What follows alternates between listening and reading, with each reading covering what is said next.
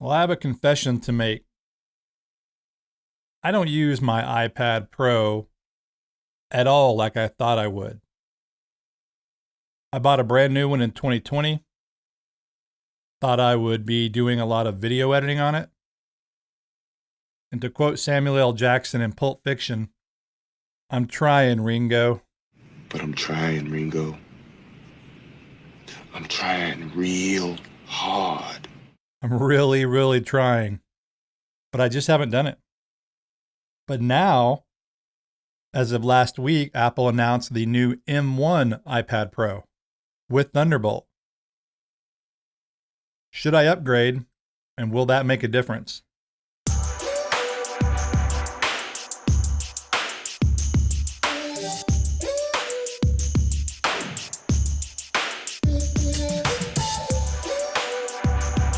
Hey guys, Blake Calhoun, and another episode of Almost Professional, the podcast about indie filmmaking, DIY filmmaking, mobile filmmaking, really all things filmmaking. And today, talking about the iPad Pro, a device I absolutely love, but really don't use it in the way I intended to.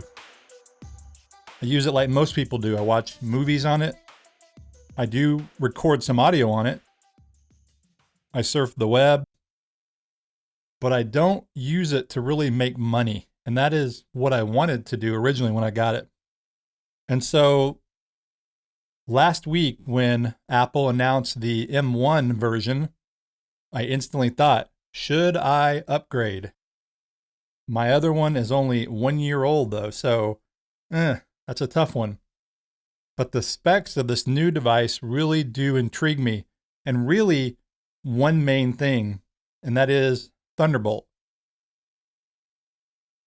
The whole reason that I don't edit with my iPad Pro, well, the main reason really is because I cannot stand having to import footage onto the iPad. I tend to have a lot of footage, and media management can be really tricky using LumaFusion. But I've now heard from LumaFusion, I tweeted at them and they replied, they are going to add the ability to edit off of an SSD. Yeah, you heard that right. That will absolutely be a game changer. I don't completely understand it, to be honest, because I always was told and thought that it was an iOS issue. The way Apple handles the files, being able to import and export and edit off of a drive. But evidently, maybe with the new architecture, that's not true anymore. I don't know. Maybe the M1 has something to do with it, because I do know that LumaFusion you can now use on an M1 Mac. So that really got me interested and thinking that maybe I will upgrade, even though this one is only a year old. I usually don't update my iPads maybe every 3 or 4 years. I've only had 2 or 3 in all the years that they've made them, and they last a long time. They do well. But when you're pushing it for video use, I think there is different abilities to consider. And by the way, if you're watching this on YouTube, I'm running a behind the scenes camera right now, trying something a little bit different. And if you're not watching this on YouTube, then video makes no difference to you. And that's probably where most people listen to this podcast, but I am trying a couple things different. It's on my second YouTube channel, man, nothing fancy. I put an Osmo Action up and kind of a behind the scenes look of me recording this podcast. And so just trying to make it a little more visually interesting. Looking at a audiogram is fine. Most people probably just listen to it in the background anyway, but just trying something different. Anyway, back to the iPad. I am strongly considering getting the new one because of Thunderbolt, but also, and I'm on the Apple website right now, the new display sounds pretty incredible. It's the same as their XDR display, just a smaller version. And so that could make editing, not that editing's bad on this right now. Again, I'm actually looking at my 12.9 inch iPad Pro right now, but the new liquid retina display looks pretty incredible. And in their promotion, and because of Thunderbolt, they're showing it going out to a larger display. Now, I'm afraid that could be misleading because they're using it with LumaFusion, and LumaFusion has had the ability to go out to a display a full video image for a while now. They've almost implied that you could now send out a full signal to an external monitor just using traditional apps or the desktop even.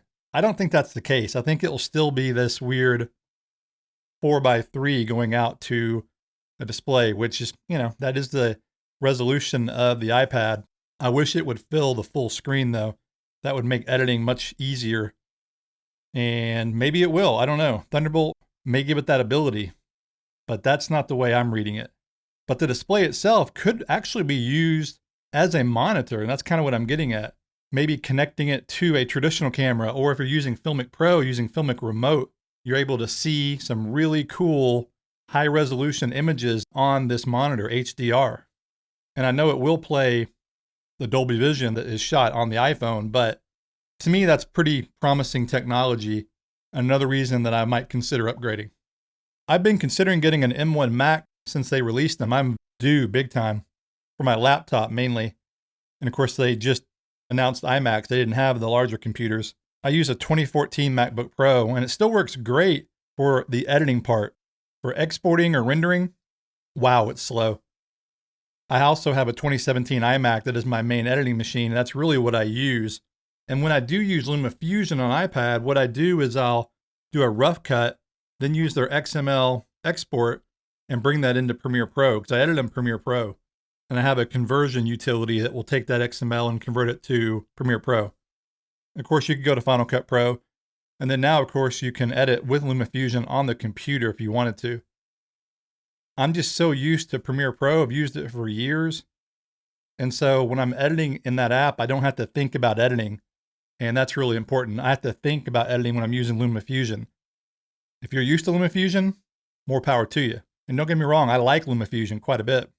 I am curious of the future of the app though, because I gotta believe that Apple will release a Final Cut Pro version for iPad one day. Not immediately. I mean, they featured LumaFusion prominently in the Apple event, and so they're big believers in LumaFusion. Maybe they'll acquire LumaFusion. I don't know. If Final Cut Pro came to iPad Pro, that would be the end to most Pro apps, I really do believe. The new iPad also has 5G. That doesn't interest me because I do Wi-Fi only. Now, when real 5G comes around, we're still a couple years away, as I understand it. I might consider doing that upgrade, but right now, no. It's really just more for marketing. And this new center stage feature looks interesting.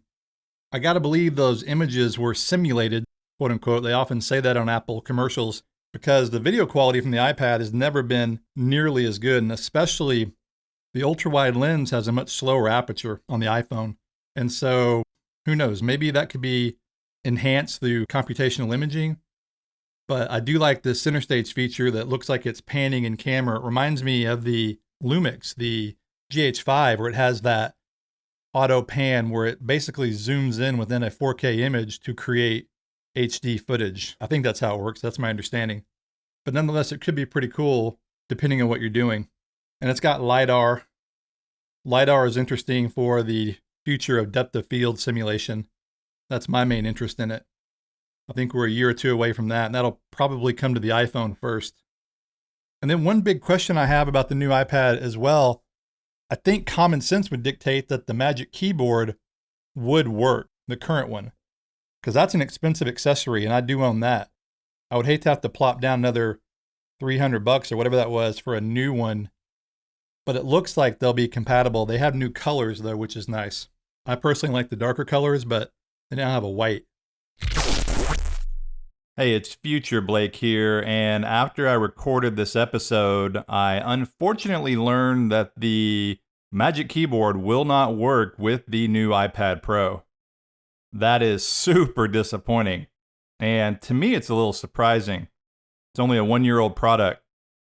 It still will work with, of course, the 2020 iPad Pro and I guess the 2018 iPad Pro, but not with the new one. The new one, though, will be backwards compatible, which again is it's good, but it's kind of baffling to me. Very expensive accessory to be more or less obsolete after 1 year. But I guess sometimes that's what Apple does. I'm not happy about it though. So really for me though, I look at the iPad Pro as a tool for video production. I mean, that's why I can justify the expense. But should I just wait, or should I just go with a MacBook Pro instead?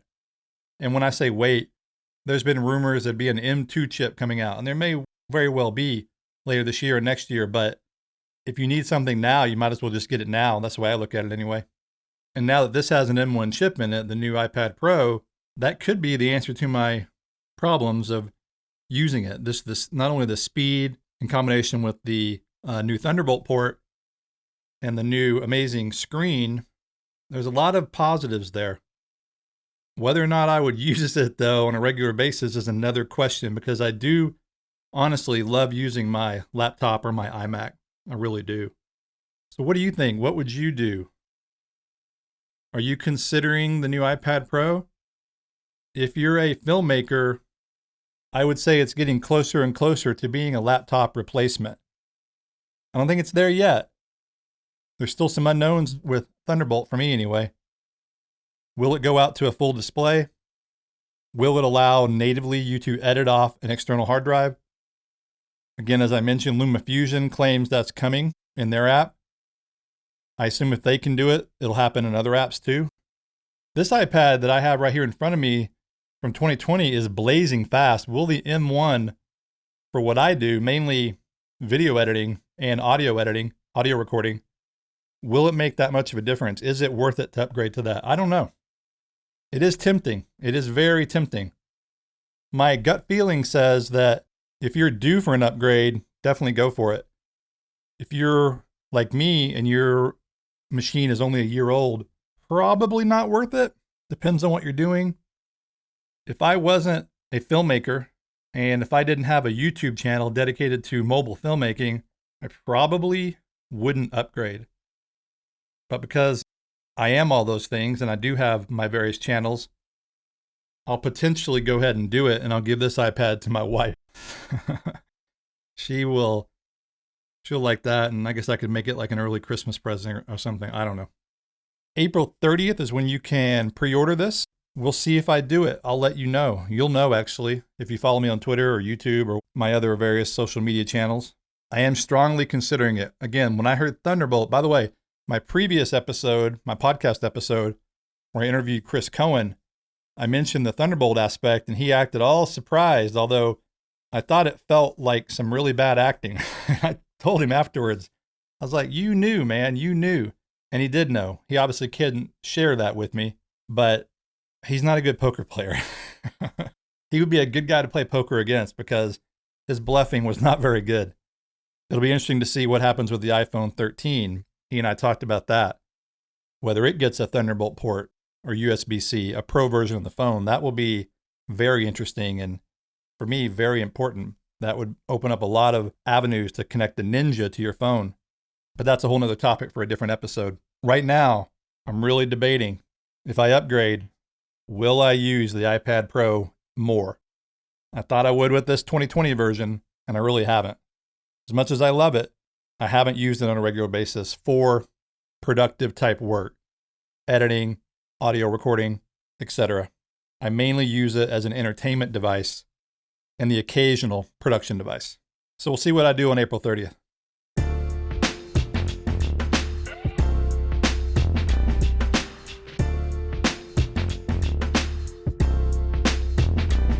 Well, my plan is to start doing more podcasts. I've been doing them about once a month. I'm going to try doing them twice a month. And when news breaks like this, I might jump on in and get one out to the world. I really like these podcasts, and the more I do them, the more I really enjoy the process of these, because I can do more or less little commentaries, and I'm going to continue to have guests on the show, but I really like doing these commentaries, and I hope you guys like them too. And just one quick note to remind you that I do have mobile filmmaking courses. And so if you're new to working with an iPad or working with an iPhone, or you're interested in that, definitely check out my academy on my website at ifilmmakers.tv. I'll put a link in the show notes of this episode. And that reminds me, with this new iPad, and especially if LumaFusion adds the ability to edit off an SSD, I'll be upgrading my LumaFusion course. I have a course on color grading. I also have a course on Filmic Pro, a course on smartphone cinematography, and a new course on recording great sound with your smartphone. It's more or less a smartphone audio course 101. So again, definitely check those out. It's a good way to support what I do.